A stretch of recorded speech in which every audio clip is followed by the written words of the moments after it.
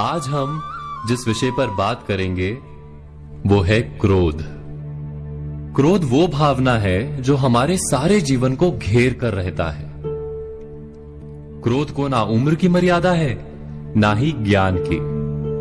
कब, कहां और किस कारण से क्रोध पैदा हो जाए वो कोई नहीं जानता। और जब क्रोध जन्म लेता है तो तुरंत ही विचार करने की शक्ति खो जाती है। बुद्धि पर अंधकार छा जाता है। वर्षों के संबंध पल भर में टूट जाते हैं। सारा जीवन बिखर जाता है। किसी भी कारागार में जाकर देखिए, अधिकतर अपराधी क्षण भर के क्रोध का दंड भोगते हुए दिखाई देंगे, पर फिर भी हम क्रोध पर अंकुश नहीं लगा पाते। बार बार हम क्रोध ना करने का प्रण तो लेते हैं, पर बार बार हमसे क्रोध हो जाता है। ये क्रोध वास्तव में क्या है, क्यों जन्मता है और क्यों अंकुश में नहीं रहता? उदाहरण के लिए आप एक बालक को देखिए।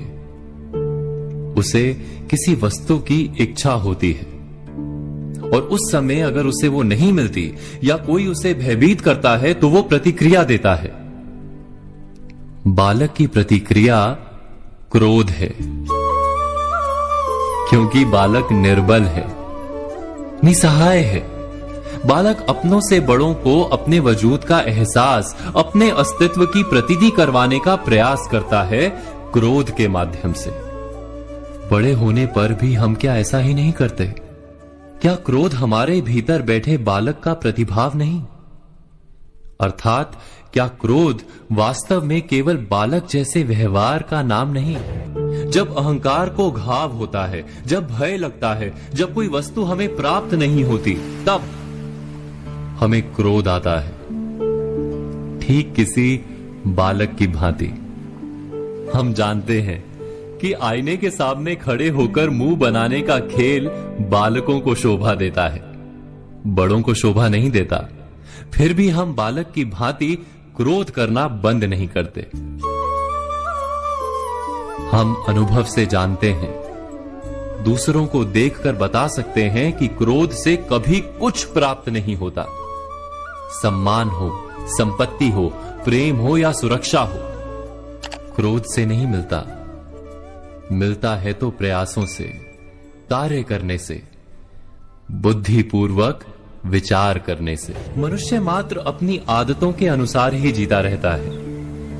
क्रोध भी आदत बन जाती है। हमारे चाहते हुए भी हम अपने प्रतिभावों को रोक नहीं पाते।